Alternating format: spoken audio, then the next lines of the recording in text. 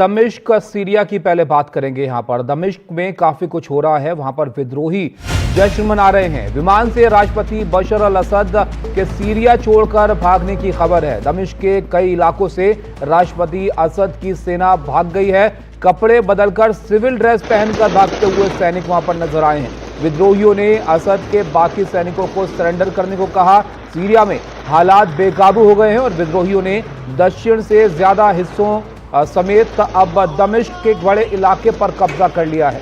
इस बीच सीरिया में हो रही अस्थिरता के लिए अमेरिका के नवनिर्वाचित राष्ट्रपति डोनाल्ड ट्रंप ने कहा, ये हमारी लड़ाई नहीं है। यानी अमेरिका ने वहां के हालात से खुद को अलग कर लिया है। अमेरिका को इस संघर्ष में शामिल नहीं होना चाहिए, ये उनका कहना है। सीरिया अमेरिका का दोस्त नहीं है। तो डोनाल्ड ट्रंप ने अमेरिका की स्थिति वहां के हालात पर साफ कर दी है। लेकिन सीरिया में जो हालात हैं वो काफी चिंताजनक बने हुए हैं। जो बशर अल असद हैं उनके देश छोड़कर चले जाने की खबर आ रही है। जो सेना है वहां पर उनकी, वो अब जगहें खाली कर रही है और दमिश्क के ज्यादातर हिस्सों पर अब विद्रोहियों का कब्जा यहां पर जो है वो हो गया है। तो सीरिया में तख्ता पलट की तरफ जो है वो देश बढ़ रहा है। यहाँ पर कई इलाकों से, दमिश्क के कई इलाकों से राष्ट्रपति असद की सेना भागी है और कपड़े बदलकर सिविल ड्रेस पहनकर भागते हुए जो सैनिक हैं वो नजर आए।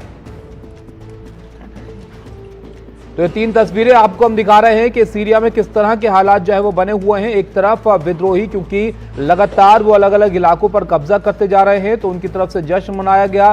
दूसरी तरफ आप देखेंगे जो सैनिक हैं उनको वहां से भागना पड़ रहा है और कपड़े बदलकर वो भाग रहे हैं ताकि उनकी पहचान ना हो, विद्रोही उनको निशाना ना बनाएं।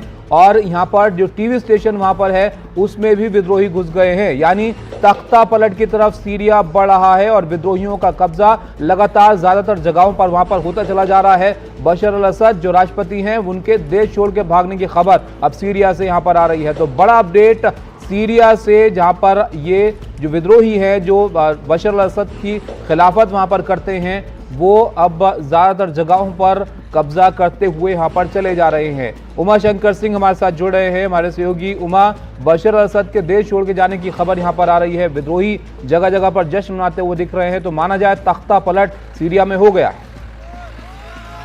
जी बिल्कुल, देखिए जो सीरिया के प्रधानमंत्री हैं अल जलाली, उनकी तरफ से एक वीडियो मैसेज जो है वो सामने आया है और उसमें ये कहा गया है कि वो शांतिपूर्ण तरीके से सत्ता हस्तांतरित करने को तैयार हैं। वो देश छोड़कर नहीं भाग रहे हैं और उनका ये मानना है कि शांतिपूर्ण तरीके से सत्ता का हस्तांतरण हो ताकि लोगों का और जान माल का जो नुकसान है वो ना हो। तो ये ताज़ा जानकारी है और जाहिर सी बात है कि जो इससे पहले जानकारी आई कि बशर अल असद जो हैं वो एक सीरियाई विमान से, जिसका कि नंबर भी सामने आया SOI 2392, इसके जरिए तकरीबन रात के 2:55 पर स्थानीय समय के हिसाब से उनके देश छोड़ने की जानकारी आई। हालांकि आधिकारिक तौर पे इस बात का कंफर्मेशन नहीं हुआ है, लेकिन सीरियाई जो आर्मी कमांड है उसकी तरफ से ये जानकारी दी जा रही है मीडिया रिपोर्ट्स के हवाले से कि उन्होंने इस बात का ऐलान कर दिया है कि असद के सत्ता का जो अंत है वो हो चुका है। और जिस तरह से लगातार दृश्यों के जरिए हम अपने दर्शकों को दिखा रहे हैं, एक तरफ तो जश्न की तस्वीर है जो कि दमिश्क में हो रही है, दूसरी तरफ जो है वो टीवी स्टेशन में जो विद्रोही हैं वो घुस चुके हैं और इसके साथ साथ जो विद्रोही के घुस आने के बाद जो है वो बड़ी तादाद में जो असद समर्थक सैनिक हैं वो अपने अपने पोस्ट को छोड़कर भाग रहे हैं। अपने कपड़े बदलकर, आर्मी के कपड़े बदलकर सिविल ड्रेस में भाग रहे हैं ताकि वो उनकी निशानदेही ना हो पाए और वो अपनी जान बचा सकें। तो बिल्कुल बिना किसी रेजिस्टेंस के दमिश्क में भी विद्रोहियों का कब्जा होता नजर आ रहा है। इसके पहले होम्स में, जो कि बिल्कुल एक तरह से दरवाजा है दमिश्क तक पहुंचने का, और उसके बाद जो बाहरी क्षेत्र है दमिश्क के उस पर कब्जा होता गया और अब जो है दमिश्क में विद्रोही पहुंच चुके हैं। असद की सत्ता का एक तरह से अंत हो चुका है। अब ये बशर अल असद की सत्ता का अंत यहां पर होता हुआ दिख रहा है। तो ये जो विद्रोही हैं, कौन है ये लोग और इनका लीडर कौन है जो अब वहां पर सत्ता संभालेगा? जी बिल्कुल, देखिए कई फ्रैक्शंस हैं, लेकिन जो सबसे बड़ा फ्रैक्शन है उसके जो लीडर हैं वो उन्होंने इस बात का ऐलान किया है कि जो भी सैनिक हैं, जो भी नागरिक हैं जो देश छोड़कर जा रहे हैं या दूसरे इलाकों में भाग रहे हैं, वो जो है वो ना भागें। अगर बात करें फ्रैक्शंस की, तो बहुत सारे फ्रैक्शंस हैं और सबसे बड़ा जो फ्रैक्शन है हयात तहरीर अल शाम जो है, और इन्होंने एक गठबंधन बनाया है। देखिए 2011 में जब असद की सत्ता के खिलाफ विद्रोह शुरू हुआ, वो शांतिपूर्ण विद्रोह था और उसकी जो शुरुआत है वो होम शहर से हुई, इसलिए शहर को रेवोल्यूशन का शहर भी जो है वो कहा जाता है। लेकिन बहुत ही क्रूरता के साथ उस विद्रोह को दबाया गया और ये गृह युद्ध में तब्दील हो गया। अलग अलग इसके फेज आए और क्योंकि जो विद्रोही हैं उनके समर्थन में तुर्की जो है वो लगातार रहा है और दूसरी तरफ असद की जो सत्ता रही है उसके समर्थन में ईरान और रूस की जो सत्ता है वो रही है।